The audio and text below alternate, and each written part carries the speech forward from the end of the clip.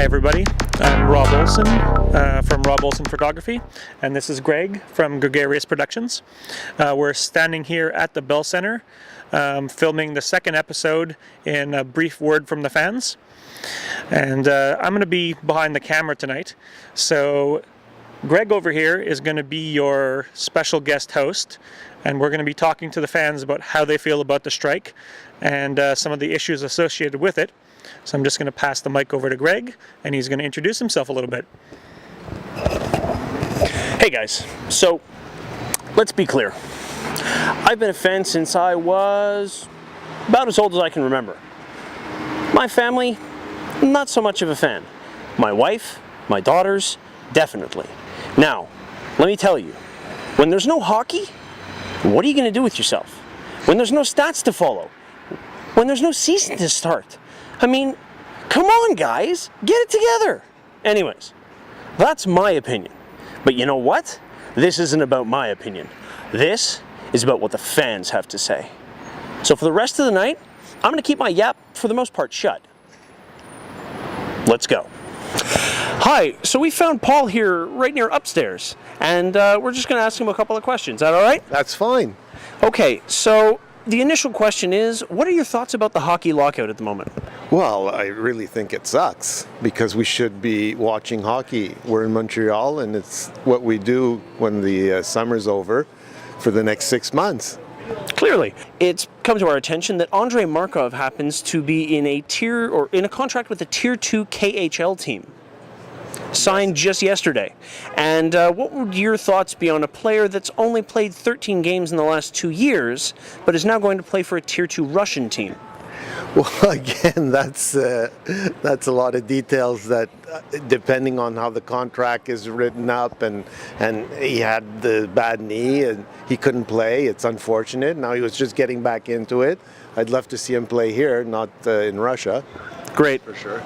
Okay, now also ESPN3 is offering something in the next 3 or 4 months. They're going to be televising KHL games in the United States. Would you be interested in watching that type of hockey?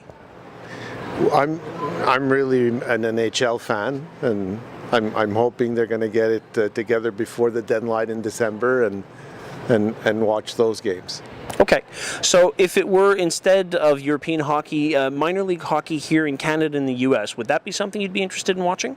Well, yes, I would, because those are the future players, and yeah, it's an exciting and fast game. So yeah, I would be interested.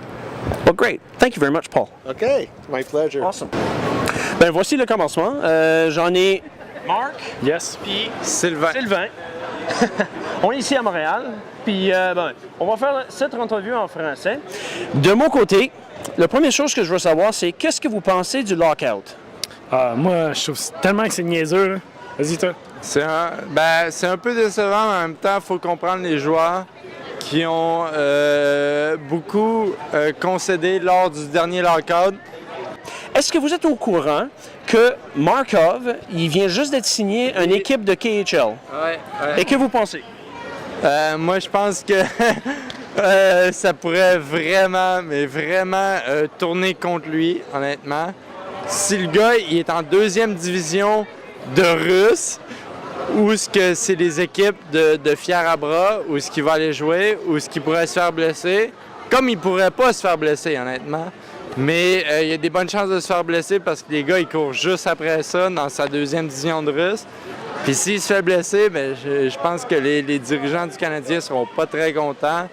Autant que lui veut se tenir en forme juste pour jouer au hockey, mais dans la deuxième division russe, je pense que les gens vont courir après ça. Bon, et si je disais plutôt que c'est pas Markov, mais ceci Tomasz Plekanec. Non, mais Tomasz Plekanec, il a le talent, il s'est pas fait blesser par rapport à son talent, mais Markov, aussitôt qu'il est revenu de sa blessure, même dans la Ligue nationale, il s'est fait blesser. Puis là, tout d'un coup, il se sent mieux, il s'en va dans la deuxième division russe, la plus costaud. Puis là, il va aller jouer en Russie avec un contrat avant de revenir au Canadien après le lockout, où ce que lui, tu sais, il va jouer au hockey, mais il se fera pas mal. Ben oui. Ben, c'est excellent. Merci bien les deux. Puis, ben, regardez sur YouTube. Ouais, d'accord. Hey, so Rob and I found a couple of fans. They're Vancouver fans, but that's good. Yeah. So, like I said, we are here basically to talk about the hockey lockout. Okay, fair enough. I'd like to know what you think about the situation. So about the hockey lockout, realistically, basically where I'm at is, you know, it's pretty disappointing the fact this is happening. You know, I understand the players. I think they're being a little greedy. You know, I think the league should have met them right in the middle, and a deal probably would have been done right away. But over the long term, I think hockey's growing, and the amount of money they're charging for tickets and all this type of stuff, you know, they can make a lot more money. So hopefully they can figure it out right now. They're still both still got their heels dug in the ground, fighting at each other, you know. And no more preseason. I think regular season's going to be delayed probably. So you know, that's where it's at. I want to see hockey go. It's good for everybody. I miss hockey. You know, Vancouver was in the cup. We lost again. And your thoughts? My thoughts, oh boy, I'm a little sad in the fact that this whole thing is happening, and it sort of saddens me that they want more money and they're playing for the money, and they're not playing for hockey. They're being a little too greedy, where should they be playing for love because of what they grew up and what they wanted to play, and that's how they started, and eventually too much money became a little too greedy. So, basically, given that the NHL is now locked out, a lot of players are finding homes in other leagues. Yeah. I'm not actually quite up to speed with the current Vancouver players, but are there any comments you would have for some of the players that have gone over? Yeah, no, like, trust me, if I was a player, you know, and I had the chance to go play, and whether it's go play in the American League or go play in Europe or something like that, you know, the fact is, if I was a player and I'm not on the lockout team, you know, we have Manny Malhotra, right? A great player in Vancouver, you know, fucking eye injury, his whole thing. I think it's good for players to go and play. You know, the people that want to go play hockey should go play hockey. You know, it's hard on the league, but you know, if they want to keep being great at hockey, what are you going to do, sit around and go to the gym all the time, you know? So, the last thing we wanted to touch is ESPN3 has decided to sign a contract with the KHL to provide games televised directly from the arenas with ESPN coverage here in North America. Yeah. Would this be something you'd be interested in watching?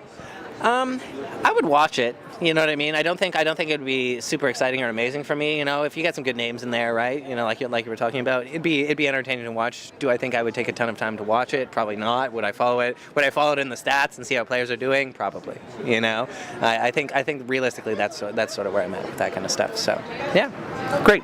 Yeah. Any thoughts? I'm good. All right. Well, thanks, guys. Appreciate it. Much obliged. Thank you. Cheers. Right, so we've run into Joel here, and Joel, let me ask you, this hockey lockout, what do you think? Well, to be honest, I think it's bullshit. Because right now, hockey, well, we all know, we live in Canada. This is not just hockey, this is our religion. This is what we live by, these are our gods. And right now you're taking away our gods, and where else are we supposed to go? We're left with nothing. Like, we all remember, like, growing up, watching those games, those are the boys we watched, and if we don't have that, we're just going to end up fighting in the streets. This is Montreal. People turn over cars over this. Okay. So. All right. So, given that the NHL is not around, ESPN3 in the States has been toying with the idea of offering KHL games in North America. Would this be something you think you'd watch? Well, look, I love hockey like I like whiskey, and I like water. And, you know, if I have to drink water and pretend it's whiskey, I'll do so, but I'd rather not. Fair enough. Down a similar line, but with a little bit more oomph in my personal opinion, TSN's decided that they're going to start showing AHL and junior games. Well, showing junior games, that's fine. Probably I'm not going to watch it, or if I do, all I'll be reminded of is my own depression. Which is I'm not really excited for. I'd rather get excited for a game than just be reminded of what I'm already lost. You know, if I wanted that, I'd go back to an old girlfriend. Ouch. Fair enough. Awesome, Joel. Thank you very much. Thank you. So we met Kevin on the street. He's not a Habs fan, but that's okay. Hey, I'm Kevin. I'm from Toronto. I'm a Maple Leaf supporter. So today we're basically talking about the lockout, and we'd like to know what you think. Well, obviously I'm disappointed. I think it's kind of, I'm not sure whether to be on the owner's side or the player's side. A lot of people give, Gary Bettman a lot of crap, but at the same time, I think the players make, 57% of league revenue? you know, the NFL and the NBA just had lockouts themselves, and I think they went down to about 50-50 split. Yeah, that's about right. So, you know, I am on the players' side in general because I think that maybe the owners could think up a few more ways to do revenue sharing other than rolling back the salaries of players themselves. But at the same time, I think the players could probably take a salary cut back. Fair enough.